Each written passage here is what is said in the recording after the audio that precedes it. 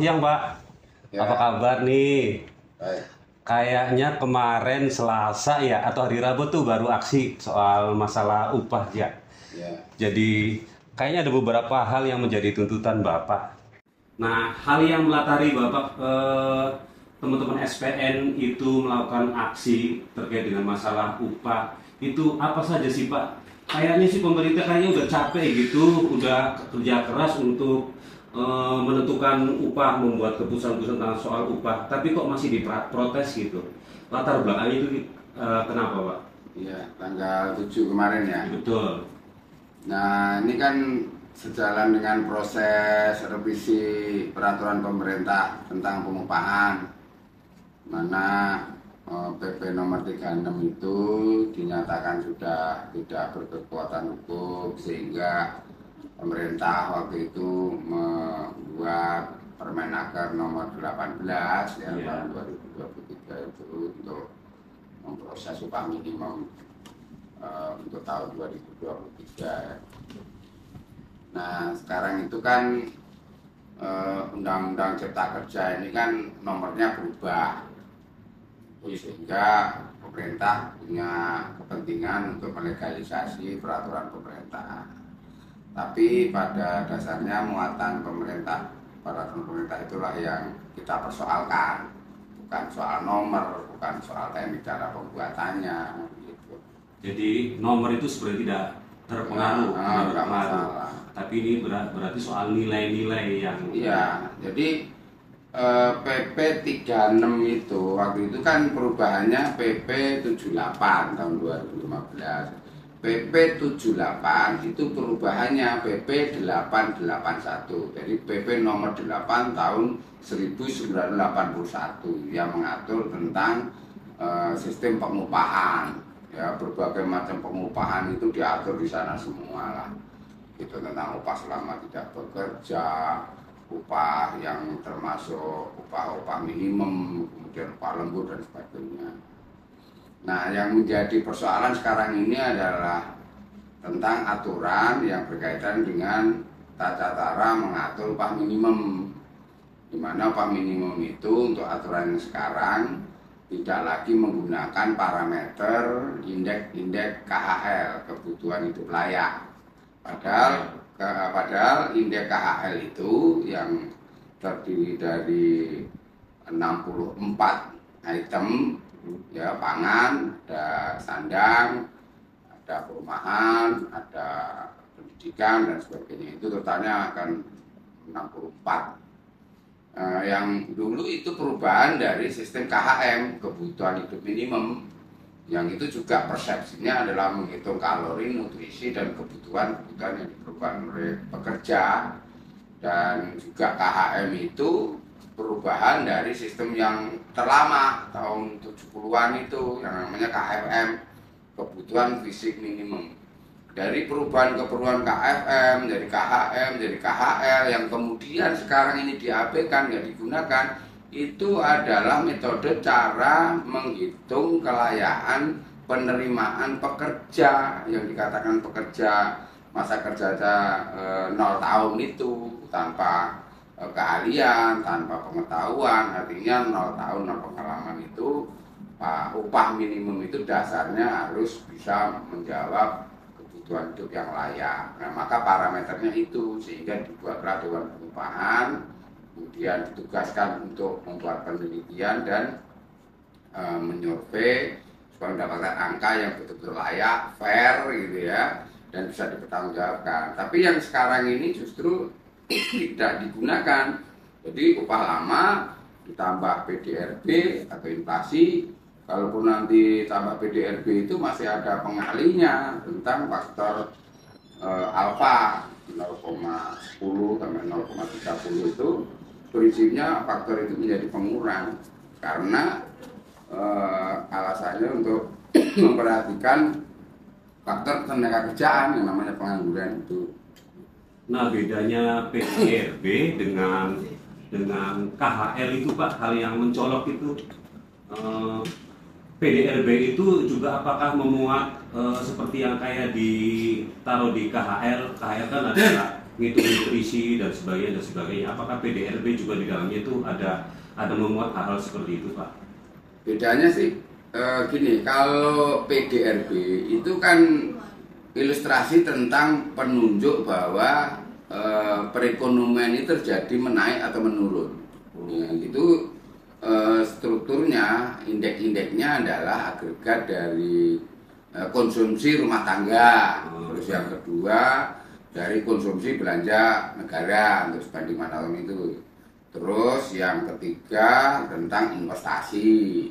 Yang keempat itu tentang selisih ekspor impor gitu ya. Itu bagian dari hasil kinerja para pekerja yang diterjemahkan melalui angka-angka setiap tahunnya, apakah perekonomian itu produktif, menaik atau menurun.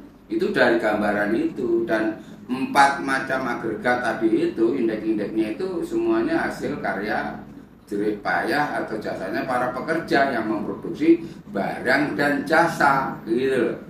Jadi kalau dikaitkan dengan lowongan kerja dan sebagainya, tentunya kalau pertumbuhan ekonominya menaik, maka otomatis ya kan kinerja perusahaan itu baik, maka saham juga nilainya akan naik begitu. Maka di situ ada nilai tambah, maka dengan sendirinya otomatis investasi akan bertambah sehingga peluang kerja tentunya akan tercipta. Nah, ini malah dibaliknya itu upah lama itu ya ditambahin PDB, tapi juga kemudian dibebani dengan harus menanggung sejumlah pengangguran di wilayah masing-masing itu yang ditafsirkan nanti teratas terbawah itu nanti bisa pakai rumus yang 0,10, 0,3 atau 0,2 gitu untuk seakan-akan ini anggaran untuk penganggur supaya nanti tercipta lowongan kerja.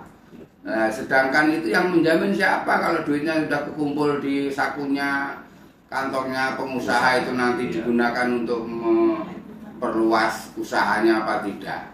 Kalaupun mau memperluas nggak ada potensi bisnisnya karena daya beli menurun, ya pasti nggak akan terjadi, itu logika pikirnya. Baik Pak, hal yang paling prinsip mendasari kenapa Serikat Pekerja Nasional ini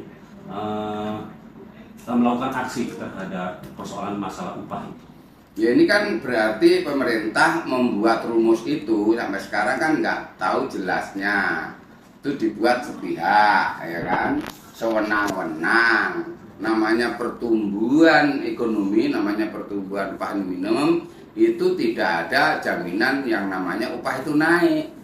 Karena apa? Hitung-hitungannya adalah menyelaraskan dengan jumlah inflasi. Jadi itu hanya menutupi karena kenaikan harga. Jadi nggak ada yang namanya kenaikan upah minimum itu.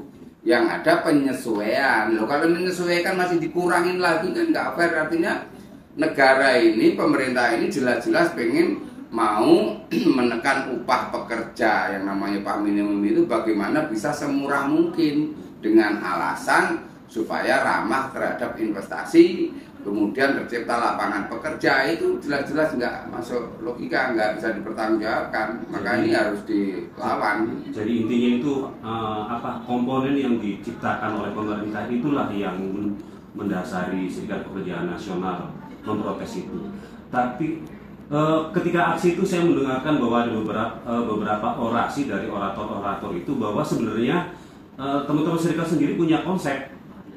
Karena menolak konsepnya pemerintah, maka teman-teman serikat pada punya konsep. Apakah Serikat Pekerja Nasional juga demikian Pak, mempunyai konsep? Ya konsepnya kan dulu milik pemerintah juga, yang sudah dipraktekkan puluhan tahun dari 1970-an sampai terakhir itu waktu dikhianatinya ya 2015 itulah. Itu mulai pengkhianatan. Yang konkretnya lagi ya setelah Undang-Undang Cipta Kerja itu betul-betul sempurna pengkhianatannya. Pengkhianatan terhadap konstitusi sistem upah, yaitu yang menjamin Undang-Undang Dasar itu menjamin penghitungan yang layak, penghasilan yang layak terhadap pekerja. Maka harus dimulai dasar perlindungan upah minimum begitu. Nah, maka akhirnya konsep yang dibuat SPN sendiri dimulai dari produk domestik bruto, yaitu yang namanya pertumbuhan ekonomi. Kalau nggak tumbuh kan ya nggak ada yang digunakan untuk membayar gitu loh. Tapi kalau memang tumbuh produktivitasnya itu, maka implikasinya pasti ada, inflasinya, maka dua-duanya digunakan untuk mengkompensasi. Di samping ada uji atau penelitian tentang standar nutrisi atau kebutuhannya pekerja buruh dan keluarganya itu, tentang kebutuhan hidup layak. Tafsir kebutuhan hidup layak, pemerintah itu menggunakannya sudah puluhan tahun. Lu tiba-tiba dihapus begitu saja dengan alasan ketinggian, itu gak masuk akal, itu pikiran gila itu. Berarti ini yang namanya pengkhianatan terhadap konstitusi Undang-Undang Dasar 45 itu terhadap masalah kesejahteraan pekerja buruh yang harus dilindungi dari penghasilannya supaya mendapatkan penghidupan yang layak. Bukankah selama ini itu Pak di daerah-daerah di tingkat nasional maupun di daerah sendiri kan sudah ada Dewan Pengupahan tuh Pak. Nah, jadi kalau seandainya masih ada tuntutan, masih ada protes, jadi seolah-olah Dewan Pengupahan itu fungsinya itu sebenarnya ditaruh oleh teman-teman serikat itu sebagai apa di sana? Ya, setelah Undang-Undang Cipta Kerja, setelah ada PP 36, itu jelas makna Dewan Pengupahan itu sudah nggak ada artinya.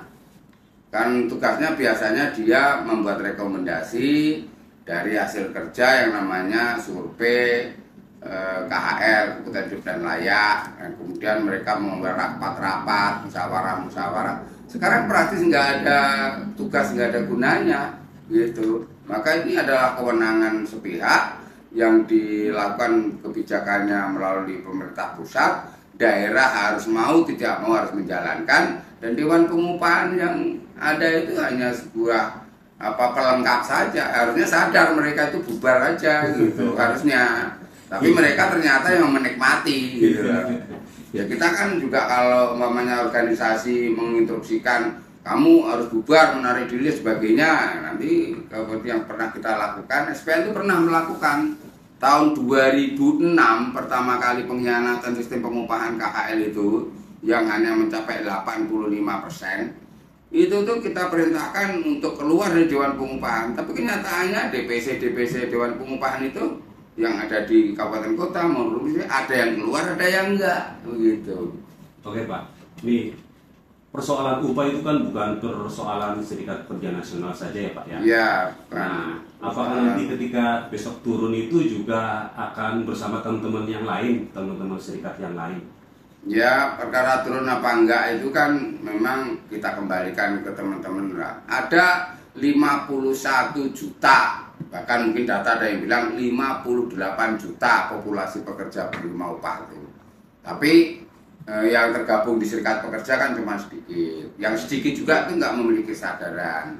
Nah, sebetulnya upah minimum ini adalah masalahnya pekerja buruh semuanya yang ada di Indonesia itu. Nanti kenapa nggak semuanya memang menerima upah minimum, tapi yang di atas upah minimum ini juga akan terpengaruh dari pertumbuhan upah minimum. Betul, betul. Kenapa jadi fokusnya itu pada upah minimum? Ya karena umumnya pekerja itu dipatok untuk menerima upah minimum di semua jenjang masa kerja gitu loh, sehingga juga yang di luar masa kerja lebih pun itu kenaikannya ya nggak beda dari persentase upah minimum gitu. Yang namanya nilai bagi keuntungan sebagainya itu acara itu nggak pernah terjadi, sehingga kegaduhan upah minimum ini ya mau nggak mau akan terjadi setiap tahunnya begitu. Terus menerus ya Pak ya? Iya, dan ini memang bukan masalah SPN saja, masalah semua pekerja buruh. SPN juga belum tentu semuanya itu merasa kalau dia punya masalah. Saya juga sadar itu semua. Kita cuma punya komando, punya instruksi, diajak unjuk rasa, memprotes, kalau mau nggak mau ya sudah tidur aja. Begitu. Oke nih Pak. Pertanyaan terakhir bahwa harapan Bapak nih besok turun nih akan kepada teman-teman tanggal 5. Iya betul, hari Selasa besok ya tanggal 5 itu. Iya. Harapan Bapak nih, terus seruan Bapak lah minimal itu untuk teman-teman serikat pekerja nasional. Ya ini kan udah kebaca ya, iklim politik, kegaduhan politik. Ini kan udah bisa menilai lah, ini orang-orang dewasa semua kalau diajari bagaimana kelakuan presiden, kelakuan bupati, kelakuan gubernur, menteri-menteri. Itu mereka coba lihat aja, itu bisa dijadikan pertimbangan. Maka tanggal 5 itu kalau nggak total, nggak serius, cara melawan, cara memprotes, cara apa istilahnya itu mengingatkan bahwa kebijakan-kebijakan itu adalah bagian otoriter, kesewenang-wenangan. Mereka akan semakin sewenang-wenang, semakin sewenang-wenang. Belum yang untuk membuat harga upah minimum, ketegakannya itu, kepatuhannya upah minimum pun diabaikan. Pelanggarannya itu sampai 70% pelanggaran. Banyak perusahaan yang melanggar upah minimum. Udah bikin upah minimum ribut, ketika dijalankan pun siapa yang harus bertanggung jawab itu harusnya negara, pemerintah juga masa bodoh, aparatnya segala macam semuanya masa bodoh begitu. Terkait dengan kekuatan massa nih Pak. Jadi pengalaman dari minggu kemarin kan pemerintah masih belum menggubris karena mungkin teman-teman serikat masih belum totalitas untuk mengeluarkan massanya. Nah, soal untuk besok bagaimana tuh Pak? Ya makanya kita ini kan kepedean, sebetulnya udah keukur. Masamu seberapa sih? Kalaupun sekian, militan enggak sih? Kita udah kebaca semua. Orang dari kabupaten udah disisir sama aparat, udah didel, diajak makan-makan, ya kan? Ya udah sampai ke lokasi demo ya yang penting tertib, aman, terkendali, pulang. Aparat nggak mau tahu nasibnya seperti apa bangsa ini. Padahal nilai upah minimum itu bagian nilai nanti jaminannya bahwa pertumbuhan ekonomi akan menaik apa merosot. Ini ikut andil, terutama masalah ekonomi real. Karena belanja buruh itu akan berputar di antara buruh-buruh formal dan buruh-buruh yang kemudian keluarganya berjualan dan sebagainya. Mereka akan menerima uang yang diputar oleh buruh dari gajinya. Itu kalau tertekan umpamanya sampai separuhnya, harusnya naik 20%, dinaikkan cuma 2%. Yang hilang pertumbuhan ekonominya ya sebesar itu gitu loh. Gampangannya banyak. Tapi namanya aparat-aparat itu, penjilat-penjilat itu, dia nggak mau tahu, nggak ngerti ke sana bagaimana cara setia terhadap bangsa negaranya itu di masalah ini, dia nggak ngerti. Makanya perlu dikasih tahu juga gitu loh. Dan ini kalau kedukung bagus berhasil, ini pembuat kebijakan yang nggak berkhianat dengan negara ini ekonomi kita ini akan tumbuh sejalan sebesar dari kenaikan upah minimum. Dan praktek masa lalu itu nggak membuat negara ini bangkrut, perusahaan-perusahaan bangkrut. Mereka itu hanya omongan mereka yang selalu pengen serakah mengeruk keringatnya pekerja buruh, itu aja sebetulnya. Nah sayangnya teman-teman aktivis-aktivis ini seneng duduk manis gitu loh, mau jabat tapi nggak mau bertanggung jawab, nggak mau ambil resiko gitu, cuman bangga-bangga aja jadi ketua ini ketua itu dan sebagainya itu. Untung nggak orang sini, orang sana jauh itu yang pada pengkhianat-pengkhianat. Jadi pengkhianatnya itu lengkap mas. Dari organisasi juga berkhianat, dari pemerintahan itu juga banyak yang menjadi penjilat pengkhianat, pengusaha-pengusaha itu juga ada yang baik, ada juga yang berkhianat, yang serakah juga banyak. Ini lengkap penderitaan rakyat ini.